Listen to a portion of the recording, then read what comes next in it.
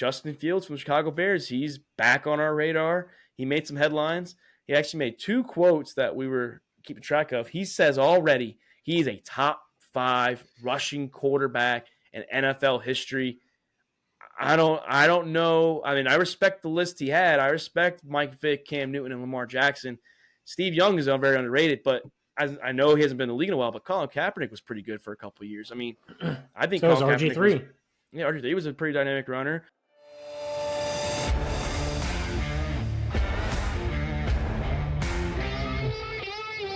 All About the Balls podcast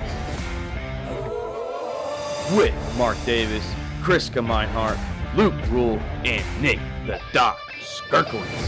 Hello and welcome to this July 20th edition of All About the Balls podcast. I'm your host, Mark Davis.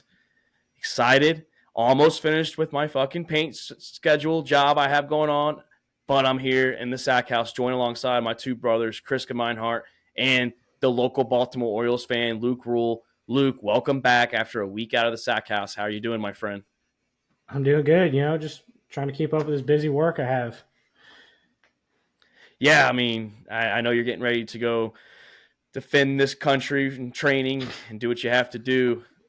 Chris, how have you been the last few nights? Fight the Atropians. I've been good, Mark, just like sucking in every minute of not doing absolutely nothing because I only have a couple more days of leave, go back to work on Monday. So I'm disappointed. Also disappointed that I have to shave my face. It's probably what I'm really depressed about mostly. But great weekend, honestly. Spent it with the wife, the kids. Can't complain. How about you, Mark? How was your week? No one asked you. Yeah, no one ever asked me. I just throw it in there. So, yeah, I'm doing a lot better. The Purple Heart, a combination. I'm trying to get that in there. I'm talking to the Chief of the Air Force. She hasn't gotten back to me yet, but I'm doing good. Like I said, I'm counting the days down. It's probably going to go till Saturday. So by the time our viewers and listeners listen to this, I will either be done if we post it on Sunday, or I'll be going in Saturday and have to just hear how it went on Monday. So we're almost there. And Chris, your son's going to be a little confused, by the way, when you shave your face. Definitely. Yeah, you're about to have a nice little tan line going on, a little beard tan. Hey, beer. I think you're talking about Chris. The most I'm outside. The most I'm outside this house in Texas is me walking from the truck to the gym. Yeah, I got pretty sunburnt this week out working outside, and at the division change of command today. It was nice and toasty out here. Oof. Yeah, it's been 90s out here on the airfield, and the wind hasn't been picking up like it. Like, I mean, I don't want it to pick up because we need to get the paint job done, but I would like it to just cool me off. Doc, shout out to you. Hopefully you're feeling better. I know you've been under the weather, had some bad food. Hopefully that stomach bug goes away, my friend, and good luck today or tomorrow at your flight meeting, which is why I think you're really not here. But shout out to you, Doc, anyways. But let's get started. We were going to do baseball. We're going to say that till Monday because, unfortunately, yes, don't let the Orioles jersey confuse you. Luke can only name 1 player, maybe only 2 players in the whole history of the Baltimore Orioles. The guy he's wearing right now, Cal Ripken Jr., and the current catcher for the Orioles. Yeah, Iron Man. So we're going to do football. We have some headlines that broke out today in the last couple of days. But, Chris, starting off with Kansas City Chiefs running back Isaiah Pacheco. He's been on a lot of people's radar for a fantasy steal this year. I was even looking at him in the 7th round potentially. But after thinking about it, he had shoulder and hand surgery. What does his stock look like? What does the stock look like for Jerick McKinnon and your former running back from LSU, Clyde Edwards-Helaire? Yeah, I mean, Pacheco's definitely stepped in. He inserted himself as that number 1 last year. He popped off towards the end, and then he definitely dominated in the playoffs for the Chiefs. I mean, I'm not going to read too much into it. He even tweeted today that he's still going to be ready week 1. Is he going to be a full go? That's a question. I mean, that's a question for a lot of running backs in fantasy right now. There's questions all over the fantasy, especially the top guys. So, I mean, it's scary heading into these drafts for fantasy.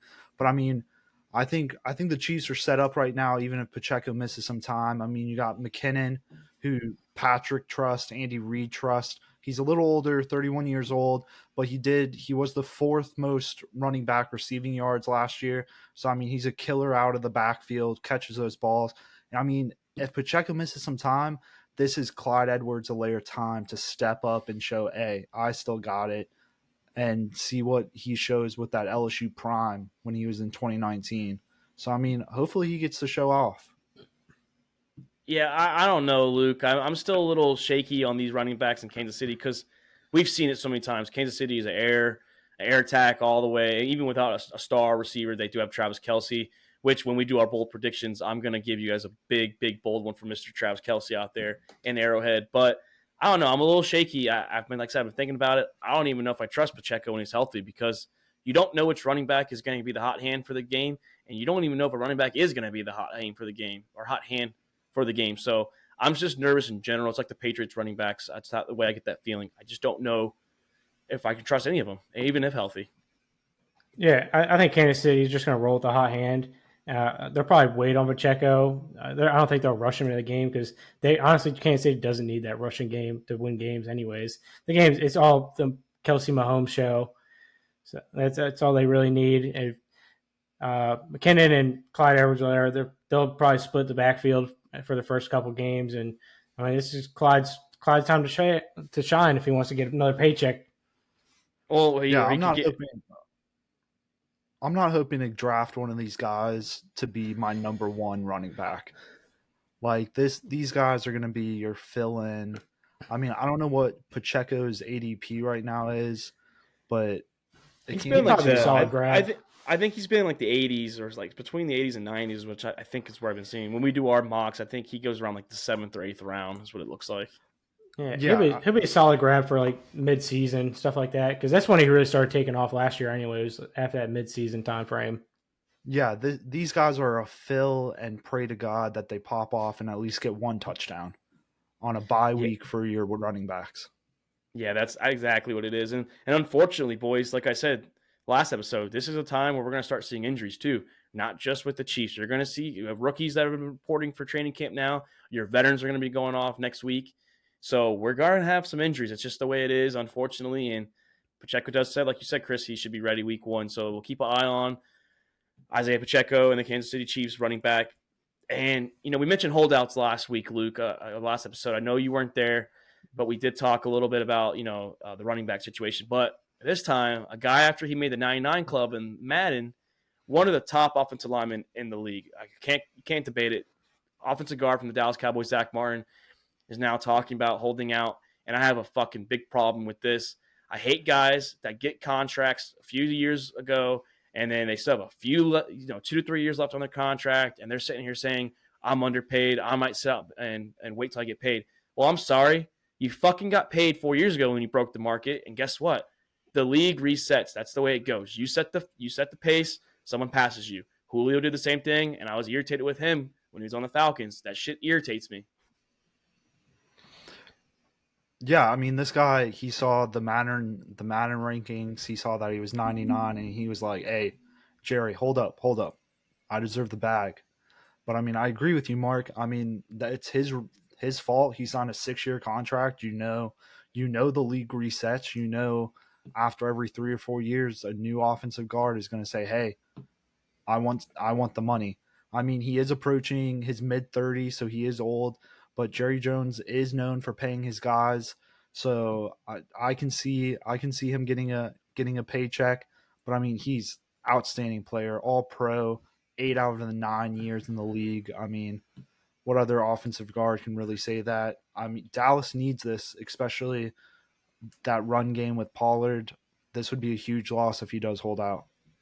Yeah, I mean, it's going to suck for the Cowboys because he really does have all the leverage here. If he decides to go through with this and not play, it's going to really hurt the Dallas Cowboy offense and trying to protect Dak Prescott. So, I mean, he's got the leverage here, but yeah, you hate to see a player agree to a contract and sit out because he doesn't feel like he's being paid enough to something he's already agreed to. So, yeah, it sucks, but I think he's got the leverage in this situation. So definitely is a leverage. But you know what's funny is I looked at next year his cap hit is $22 million. You're telling me this year, I understand, I think it's like $9 million.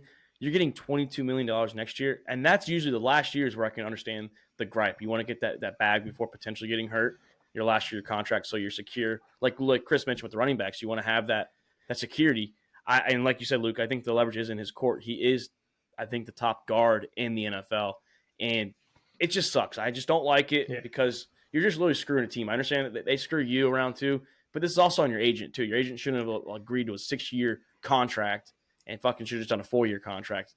or 5 at the most. I think his situation is a little bit different than like the running backs because those big time running backs they're playing on the tag, so it's like if they don't play well this year, like they won't get signed to a deal. So they're trying to lock their deals in now, and it's just not playing out that way for them. So that's why they haven't signed those tags. But like the lineman is a little different because like he's signed a deal already. He got his long term deal, and now he wants to sit out. These running backs are like it's tough for them because nobody wants to sign a running back to a long term deal, and they can't even make anything work like reasonably with these teams. Like I feel bad for Saquon and Josh Jacobs because like they've been balling out and they're just not getting what they deserve. Oh yeah, we hammered that too. It's like, Yeah. but like you said, I just don't like that. I just don't respect it when it comes to. Like I said, I know you want your money, but you had your time when you signed the initial contract. I know Chris Lindstrom and them that they reset the market again this year, and it's going to happen. You know, next year someone's going to get paid too, and with a different position. That's just the way the NFL works. All sports work that way. Someone keeps the ball rolling, and that's just the way it goes. Unless you're Deshaun you really Watson, see it with no the quarterbacks. Yeah, Deshaun Watson, no one's topping that. Not that fully guaranteed, at least. That's the thing. No one's going to top that. Probably not for a little while. Yeah, I'm sure it'll be back again. So some stupid team's going to make a decision like that again. Yeah, but we'll keep an eye on Zack Martin as well. I mean, like I said, we have training camp. Like we'll see if he maybe suits up for preseason and if he's out there for the boys out there. I think they normally do the training camp in California some of the weeks. But you guys mentioned getting paid, boys, and that's what the former Washington Commanders owner Dan Snyder is. It's official. Every owner agreed to the sell. He is getting paid $6.05 billion from Josh Harris and his group, which includes Magic Johnson. But like Chris said before the show, he's going to lose 1% of that because he's going to have to pay $60 million in fine for sexually assaulting an employee and withholding $11 million in revenue from the league. Tisk, but I want to see more on Dan Snyder. I want to see John Gruden, like Chris said. I want to see the fucking mail. I want to see the dirt come out. I want to see all that emails come out. That's what I want to see. Yeah, this is a billionaire's punishment at its finest. I mean, you sell the team for $6 billion and then the NFL turns around and says, hey, we're going to fine you $60 million. I mean, that is literally nothing to him at all. So I hope more comes out of this. But I mean, real quick, just to read you guys some stats. I mean, Dan Snyder, 24 season with the Commanders, right? 6 playoff appearances, 2 playoff wins, no NFC championship games, 10 different head coaches, 27 different starting quarterbacks, and only a .427 win percentage, which ranks 27th in the NFL.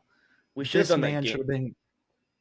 We should have done that game where you asked me and Luke who all the starting quarterbacks have been, and we just try and just guess it. Like I wish we would have had that ready. It's like, I can name probably like 10 quarterbacks. I don't know. I think I can name 10. That's about it. Yeah, I mean he was a horrible owner. Didn't do much. I mean, I'm just so glad that the sell went through. I hope they do change the name. And this just erases Snyder's legacy, if he even has one, in Washington. Well, he has a negative legacy. Yeah. I think it's a good time for a nice rebrand of the entire team. Like, change the color scheme and everything. Buy a new stadium. Just rebrand the entire team. Start fresh. Fuck it. Drop all their stats because it doesn't really matter at this point because they fucking sucked the last fucking 24 years. I'm good with the colors. I think the colors are good. I was telling a chat earlier in another group chat that they had a nickname back, I think in the 80s. They were called the Hogs because of like their line and their fullback and running back. Name them the Washington Hogs and get like a fierce pig. You know, that's something that's a heritage name. That's what they used to be called. You keep the same colors. I think that's a cool idea. I like that, actually. I like it too. Like the cool logo. Yeah, you get creative and then, you know, you actually rebrand that. And they obviously get a new fucking feel too. Oh yeah, a new stadium. It's fucking. Was it FedEx Field? Yeah, FedEx Field is the worst fucking turf. Like you said, Luke a couple episodes ago, they had sewer water. Stadium's falling apart. They got fucking raccoons and fucking shit in there. So, I mean, if you're gonna go with the Hogs, you're gonna have to get a whole new offensive line and a run game. So you're gonna need some hogs there. yeah, you're gonna need some beefy boys down there. No, I think it's a good idea. I mean, I will have to see what maybe I'll keep tweeting that the Commanders, and maybe tweet them, change the name to the Hogs. Yeah, keep tweeting them Find every the day. owners. Yeah, Find keep the tweeting new them every owners, day. like, Maybe it'll work. Maybe I'll talk to Magic Johnson too. Bring the Hogs back. I don't know. I think Start it's a good winking at idea. I them. mean, I understand they're not going to go back to the football team and the other name that no one's allowed to say on TV anymore. But yeah, I don't know. I like the Hogs. It's a heritage thing to their old nickname was. I understand it's not what a lot of fans want it to be, but I don't know. I kind of like it, kind of dig it. But I dig it. we'll see what Magic Johnson does. I think Magic Johnson's a pretty good, ambassador to everything he's been part of. So I think he will embrace the NFL role, and I'm excited to see what Josh Harris and Magic Johnson is going to do. I think Magic's going to bring a lot of creative ideas to this team, which, like you said, Chris, they fucking need it. Yeah, for sure. And I want to see them do good too. I have a lot of family that is Commanders fans. Like I said, I was born in Maryland, but a lot of my dad's side of the family and part of my mom's side too, like they are Washington fans, and I root for them because they root for them. I like to see some of my family happy sometimes. But moving on to a fan base that might not be happy, and that's the Minnesota Vikings out there in the North. Their rookie wide receiver, Jordan Addison, got pulled over at 3 o'clock in the morning driving a Lamborghini. And guess what he did, Luke? He was fucking going 140 miles per hour in a 55 mile per hour zone. And, I think this guy would learn from his fellow draft mate, fucking, what was his name? No, that's not Henry Ruggs, but the guy from Georgia. Who was the guy that wasn't Jordan Davis? It was the big boy. I forgot his name. Damn, but yeah, they were drag racing and people died. Then, like Chris said, Henry Ruggs was speeding and drinking and driving. We don't know if alcohol was involved, but you think these fucking guys would learn, especially at 3 a.m. Why are you out fucking driving that fast for no reason? Yeah, I mean, look at Henry Ruggs. I mean, this Henry Ruggs, he had a phenomenal rookie season, and then one small accident killed somebody, and now what? He's playing prison ball with Adam Sandler. Luke knows about that. Longest yard right there. Best movie. I don't know the cast. Jalen Carter. I'm sorry. Jalen Carter was the Jalen Carter. Don't make me pull the cast. I won't dig into the cast. It's stacked. but I mean, look, Addison. I mean, he already missed most of the team's offseason because of a minor injury, so that was already going against them. They had high hopes with him to pair up with our boy Justin Jefferson, phenomenal wide receiver there. They lose Adam Thielen, so they're looking for that solid number 2. And Addison was going to be that guy for sure. But, I mean, come on, dude. You're a rookie. You haven't even played a single snap of a football yet. You got some money in your pocket, and you're already buying a Lambo going 100+. Like, I think to be able to sign as a rookie, it should be a requirement to have a financial manager. Yeah, I mean, he had an interview that as soon as he got paid, he wanted to buy a fast car, and guess what? He went and did it. He used it. And he went fast. He went very fast. He's getting very lucky just to get like a little citation for this and not a felony speeding charge or super speeder charged. I don't know what they do in Minnesota for those types of tickets, but a lot of states that's a felony offense, felony speeding, which are almost double the speed limit. So, he was almost triple the speed limit. Like yeah. he was approaching that. I mean, I just think you're an NFL player. I know it's easy for us to say because we don't have all that kind of money, but I figured like if you get to the league, it doesn't matter who you are, it doesn't matter what you do. Like if it's speeding, drugs, domestic violence, you would want to just not do that stuff because you have all this money, you're set, your family's taken care of, you want to do the right thing, and also 140 miles per hour. If someone runs out in the road and you're not going to stop, and if you swerve, you're just going to flip the car. I mean, I just don't get what these players are deciding to do. And he's a first-round draft pick. He's going to be used to replace Adam Thielen, who was an all-time great for the Vikings. Yeah, I mean, I think the NFL should make an example out of him. Like, you see all these players getting like 6-game suspensions for just gambling, while he's over here doing something that could potentially kill somebody or himself. So, I mean, the NFL should make an example of him. Suspend him like 4 or 6 games or something like that, or half the season or a whole season. So, let these players know it's not okay to be doing that shit. Yeah, I mean the rookies report to the Vikings on Sunday. I don't know what day that what actual date that is, but Sunday. So I mean, I think we might see something come out of it once he gets into the building over there.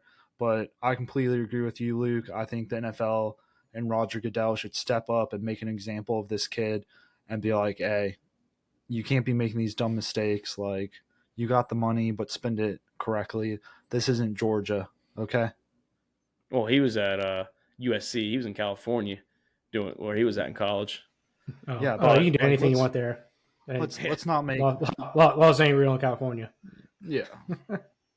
I mean, maybe Chris, maybe he wasn't. Maybe it wasn't in Minnesota. Maybe we're reading the state wrong. Maybe he was running late. He knew he was going to be a couple days behind, so he's trying to make up lost time, trying to get there by Sunday to report. Hey, maybe who knows? Maybe he was maybe he was driving from California. He's like, "Fuck, I'm not going to make it.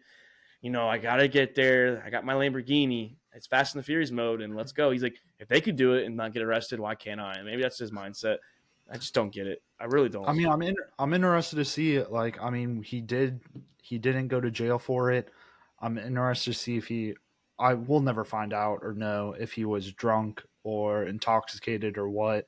But 3 o'clock in the morning, what are you doing out that late, anyways? Well, he's probably going to work. Maybe that's what it was. Maybe he was going for a workout. He was trying to beat that gym rush, that morning rush they got at the facility. Ain't no way.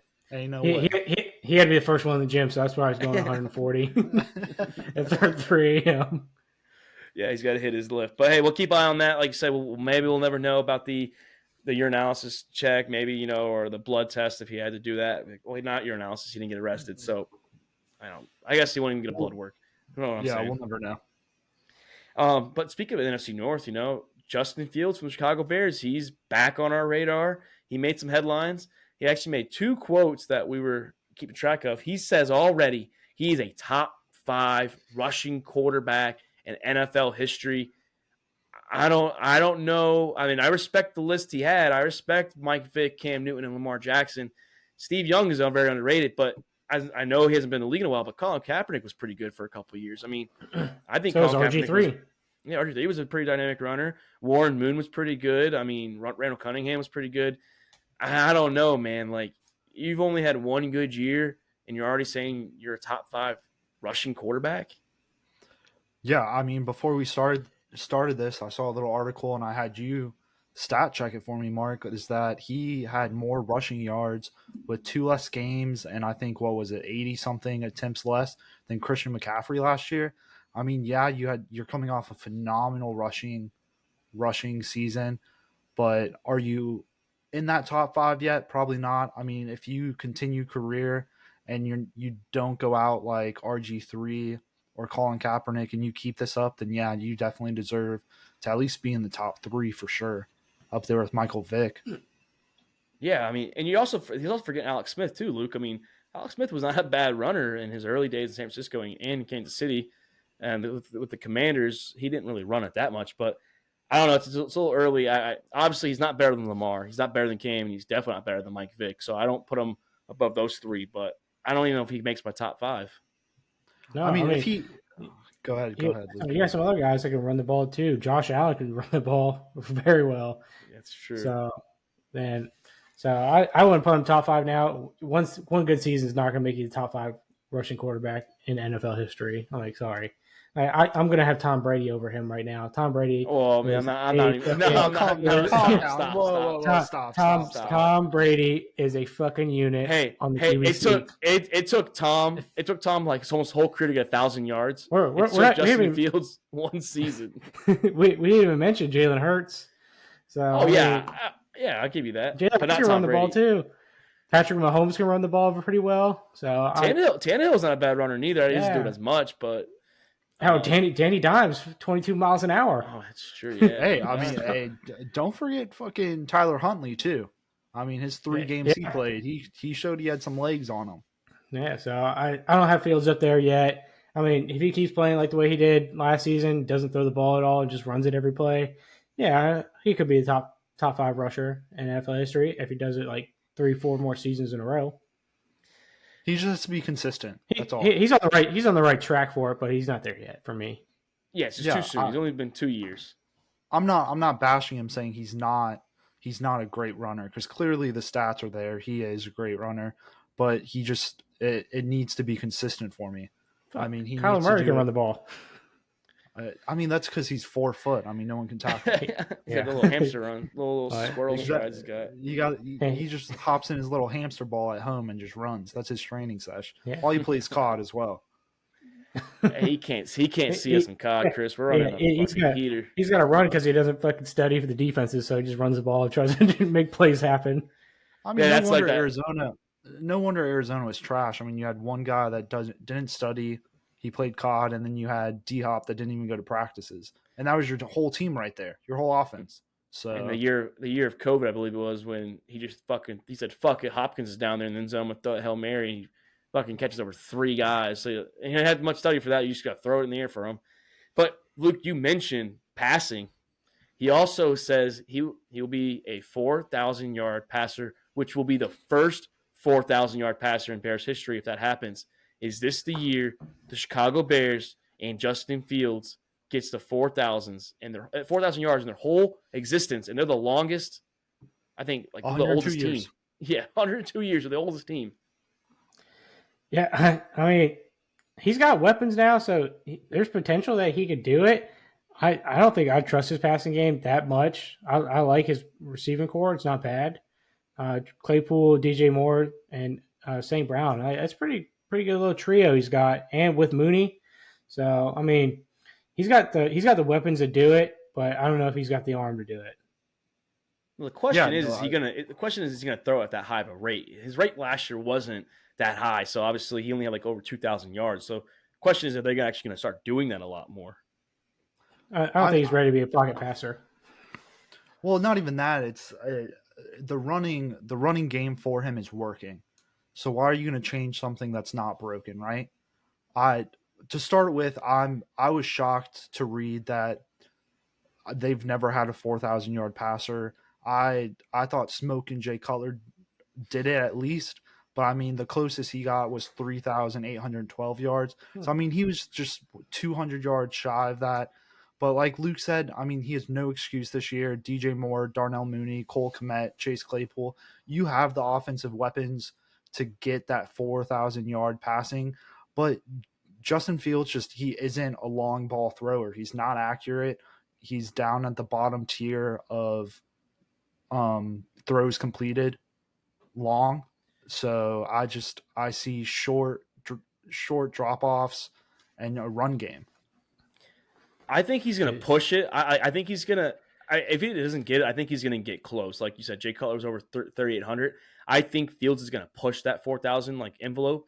Does he get past it? Will be seen. I want to see what it looks like in preseason. I think they're going to play him a little bit. I want to see what it is going to be like with DJ Moore, like you said, Darnell Mooney back, hopefully in the flex. You have Chase Claypool, Cole Kmet, those guys. I think he can do it.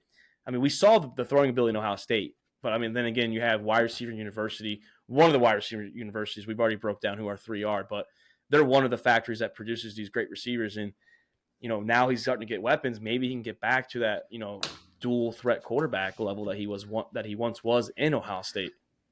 Yeah. Like you say, he's got no excuse now. So he's got the weapons to make it happen. You have the deep threat to take the top off with DJ Moore. You got one of the top tight ends, Cole Kmet. I mean, he can't. Well, I mean, there's no one say top tight ends, but yeah.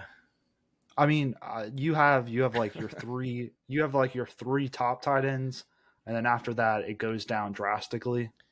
Is Andrews in your top 3, or is it Hawkinson in your top 3? Maybe I should say 4 or 5.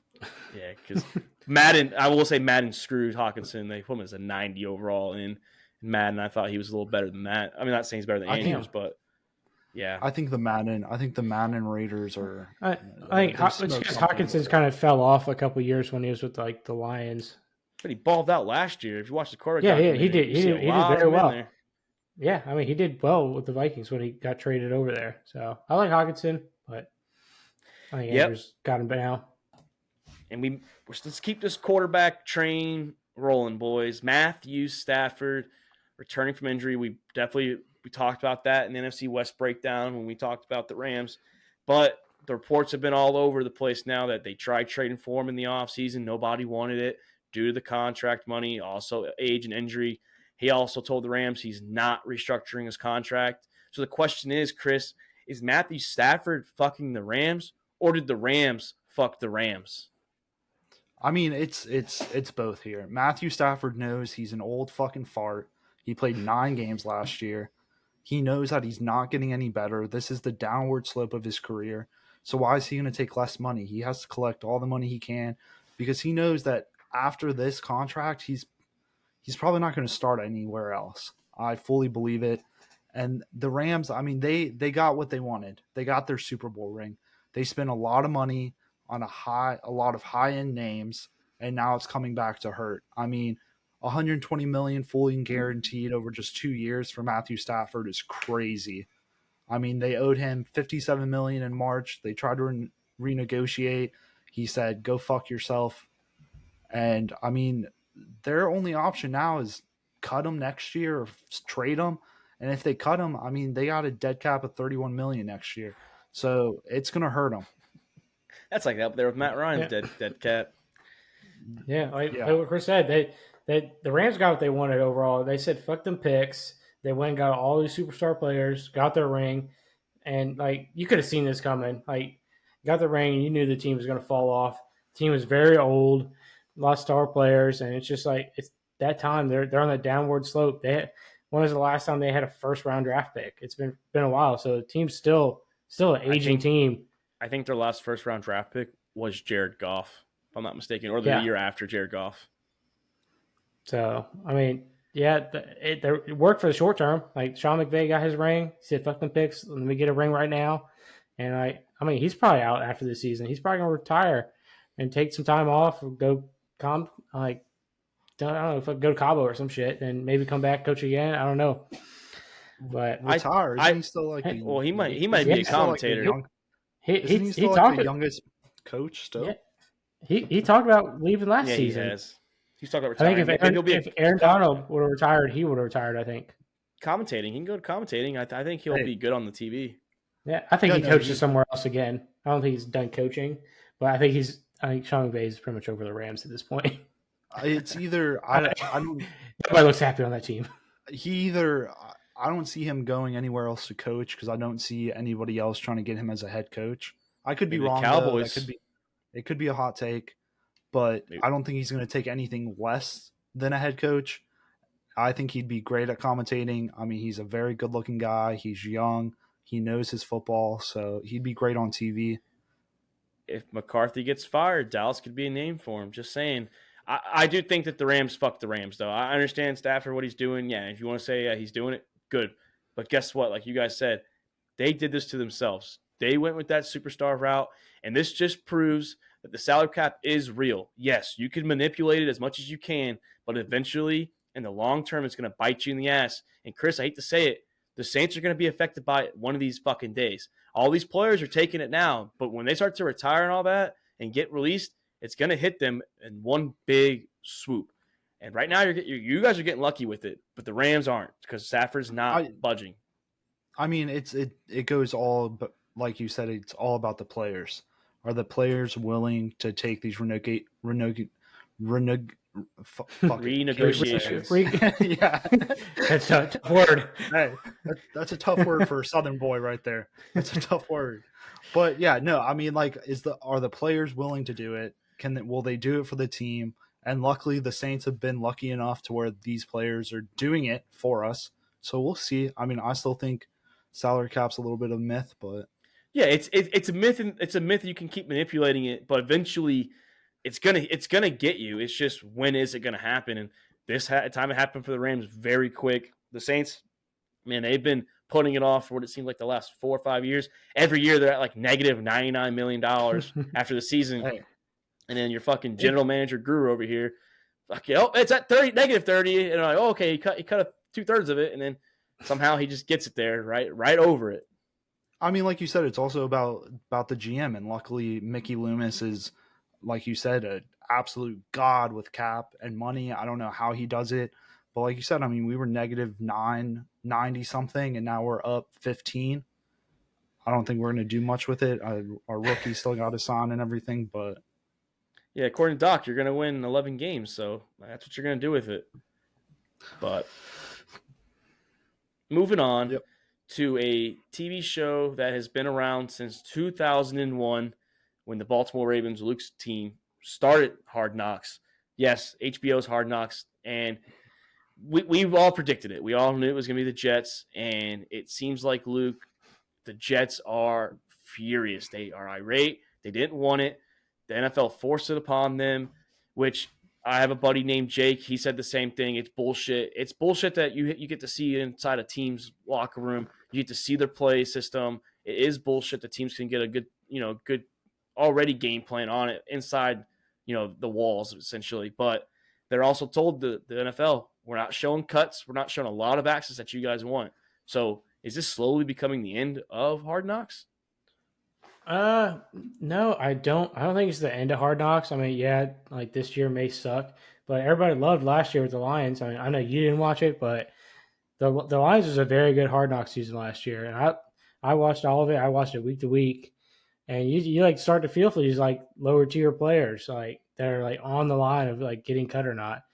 But I mean, it's gonna suck. I mean, Aaron Rodgers is not like a TV person. He only goes on Pat McAfee, and that's about it. So Aaron Rodgers is not about that life. He doesn't want to be like talked to. He doesn't want people to talk to him. Fucking cameras in his face, none of that. And so, I mean, Aaron Rodgers is probably barely going to be in this Hard Knocks at all. I bet they'll probably just video him from afar. You'll pan over and you'll see him. Yeah, you'll pan over and see fucking 8 from across the field.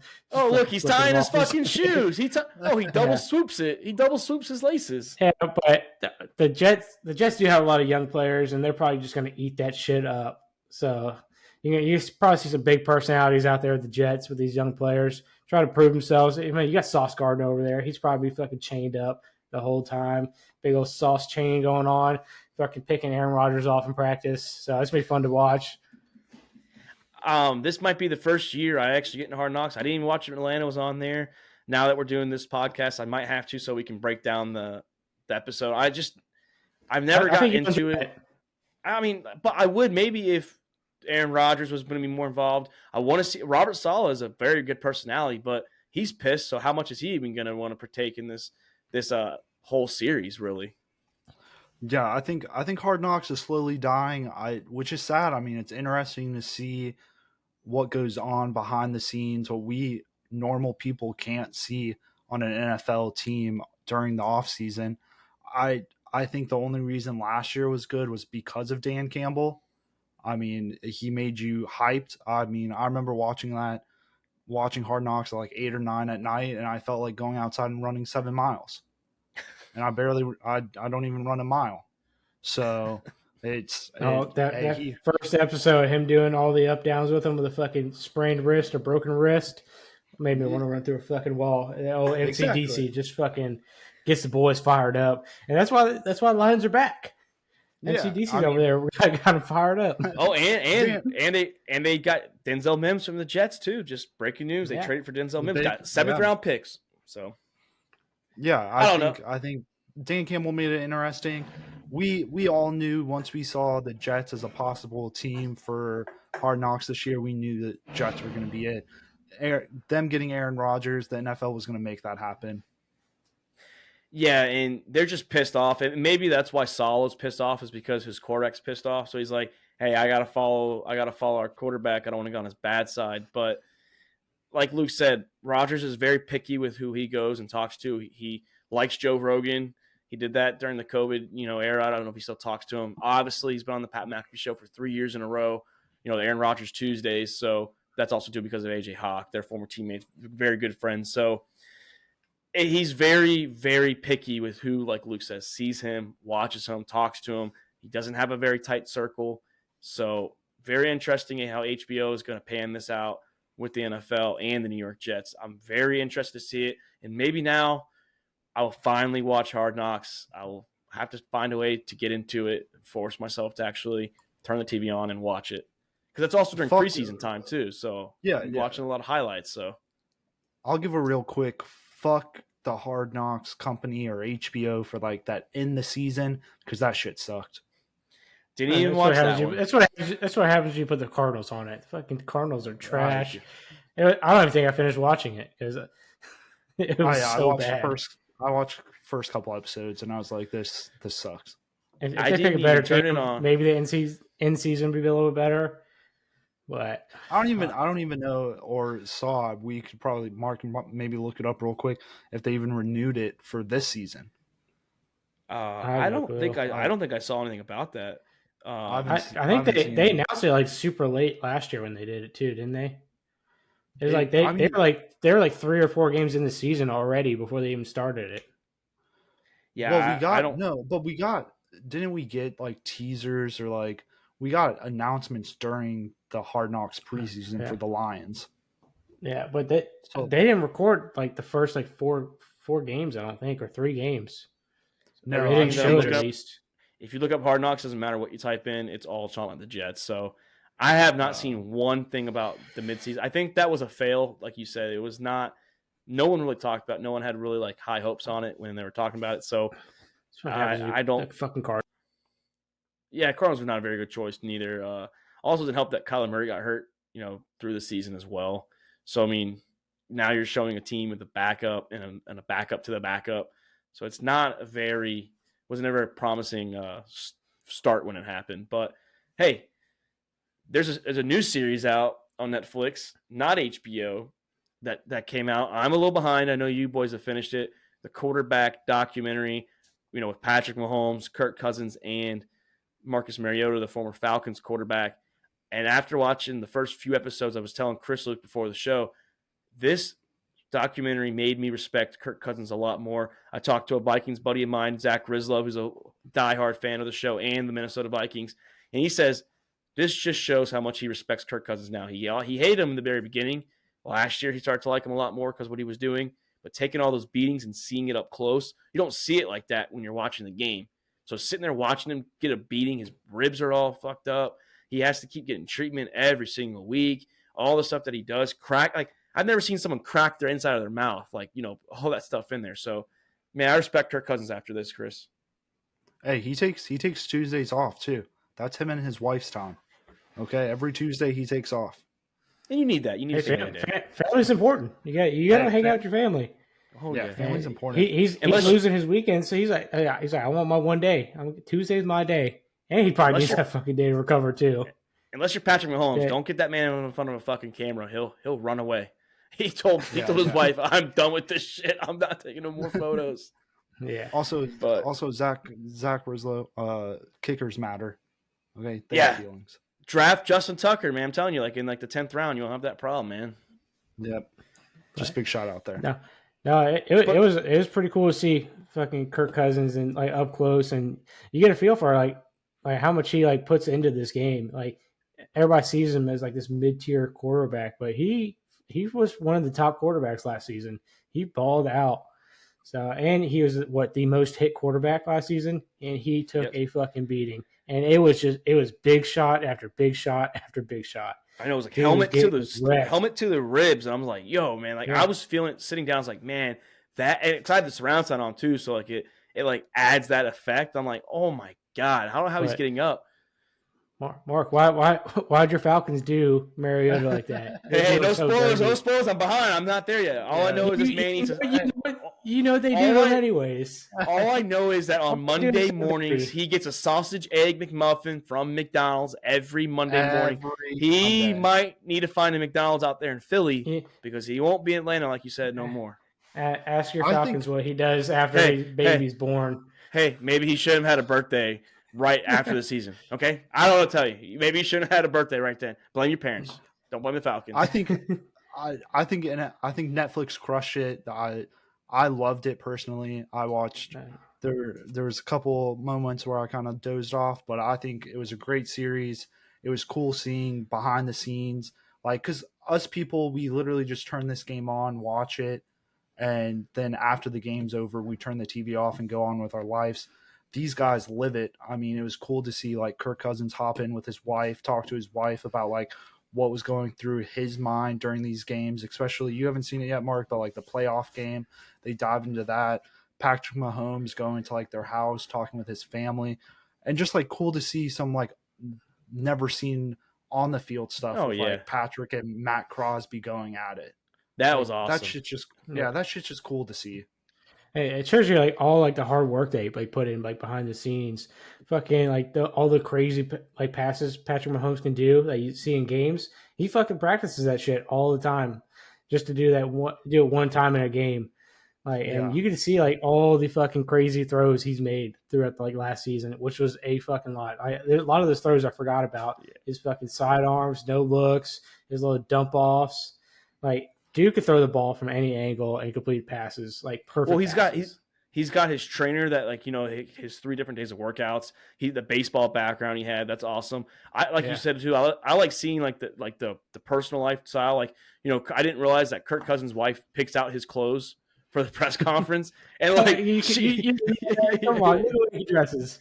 She's dressing like a dad, and like everyone's ripping him after week 1 against the Packers. Like, I mean, he assigned her to be his like wardrobe like specialist essentially, and I thought it was great. I mean, like I said, I'm only 4 episodes in, so can't wait to finish it. But Patrick Mahomes' house, fucking sick.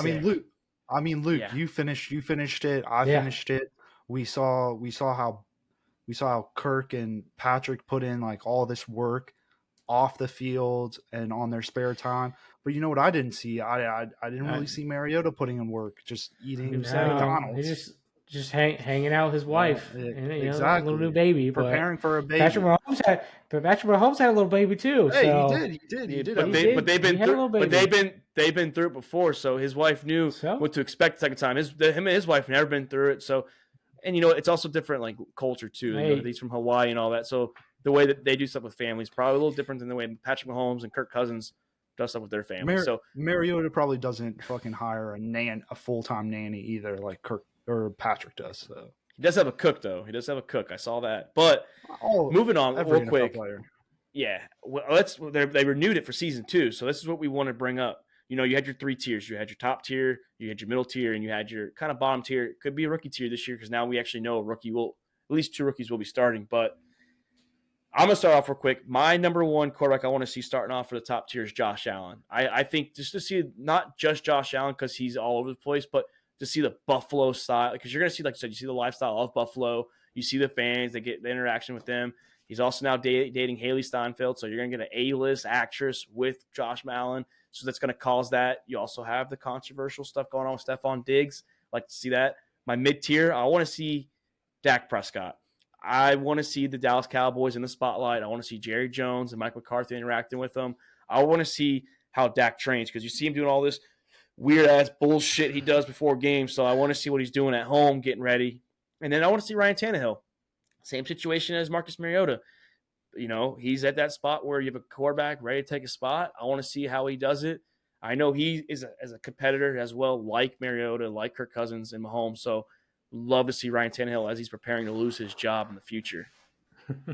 I love those picks, Mark. I especially love Josh Allen because I feel like even though it's not big news or a lot of people agree to it, I really do think that Josh Allen is slowly becoming on that hot seat.